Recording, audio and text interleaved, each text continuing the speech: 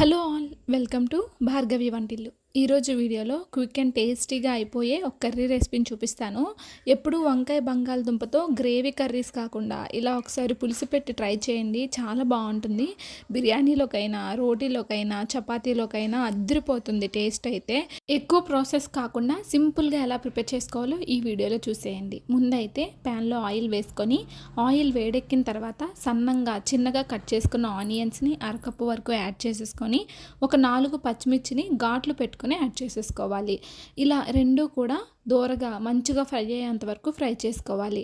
Onions మనకి కాస్త ఈ విధంగా ఫ్రై అయిన తర్వాత ఒక కప్పు వరకు సన్నంగా కట్ చేసుకున్న బంగాళదుంపల్ని యాడ్ చేసేసుకోవాలి.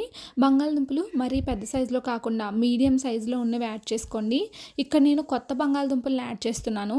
మనకి ఈ సమ్మర్ సీజన్లో ఎక్కువగా స్టార్చ్ పొటాటోస్ దొరుకుతాయి. మీలో ఎవరైనా సరే చిప్స్ లేదా ఫ్రెంచ్ ఫ్రైస్ ఇలాంటివి ట్రై చేద్దాం అనుకుంటే ఇప్పుడే ట్రై చేయండి. ఈ సీజన్లోనే ఎక్కువగా దొరుకుతాయి. పొటాటోస్ కూడా మనకి సాఫ్ట్గా ఈ కలర్లోకి వచ్చేంత వరకు ఫ్రై చేసుకున్న తర్వాత ఒక కప్పు వరకు మనం పొటాటోస్ని యాడ్ చేసుకున్నాం కాబట్టి 1.5 కప్పు వరకు వంకాయ ముక్కలు యాడ్ చేసుకోవాలి. ఎందుకంటే వంకాయ ముక్కలు కొంచెం పెద్దగా ఉంటాయి కాబట్టి తక్కువ పడతాయి.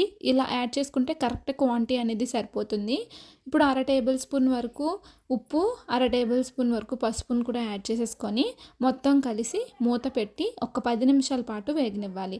వంకాయ ముక్కలు అనేవి మనకు కొంచెం సాఫ్ట్ అయ్యేంత వరకు ఉంచుకుంటే సరిపోతుందండి. ఎక్కువ ఏమి ఉంచాల్సిన అవసరం లేదు. చూడండి, ఈ టైం వరకు ఉంచితే సరిపోతుంది. ఇలా సాఫ్ట్ అయినాక మళ్ళీ ఒకసారి బాగా కలుపుకోవాలి.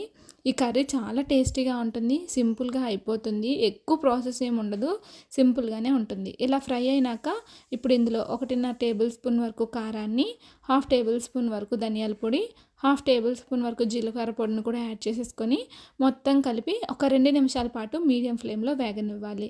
ఇలా 2 నిమిషాల తర్వాత ఒక కప్పు వరకు చింతపండు రసాన్ని తీసుకొని పక్కన పెట్టుకోవాలి. ఒక పెద్ద నిమ్మకాయ సైజ్ అంత చింతపండుని నానబెట్టుకొని ఆ రసం తీసుకొని పక్కన పెట్టుకోండి. ఇప్పుడు ఒక కప్పు వరకు చింతపండు రసాన్ని యాడ్ చేస్తాం కాబట్టి ఒక కప్పు వరకు వాటర్ని యాడ్ చేసేసుకొని మొత్తం కలిపి ఉప్పు కారాలు ఏమైనా అడ్జస్ట్ చేయాలనుకుంటే ఇక్కడే అడ్జస్ట్ చేసుకోండి. ఒకవేళ పులుపు ఎక్కువ తినము అంటే చిన్న నిమ్మకాయ సైజ్ అంత చింతపండుని యాడ్ చేసుకోవచ్చు.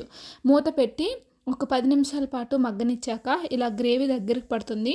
లాస్ట్లో కొంచెం కొత్తిమీరని యాడ్ చేసేసుకొని స్టవ్ ఆఫ్ చేసేసుకోవాలి. ఈ కర్రీ అయితే నిజం చెప్తున్నాను, చాలా టేస్టీగా ఉంటుంది. అన్నంలో కలుపుకొని తినడానికైనా, లేదా చపాతీ చేసుకున్నప్పుడు, పరోటా చేసుకున్నప్పుడు, బిర్యానీలోకైనా చాలా బాగుంటుంది. ఈ రెసిపీని మీరు కూడా ట్రై చేసి మీకు ఎలా కుదిరిందో ఫీడ్బ్యాక్ని నాకు కామెంట్ చేయండి. ఈ వీడియో కనుక నచ్చినట్టయితే లైక్ చేసి, షేర్ చేసి, సబ్స్క్రైబ్ చేయండి.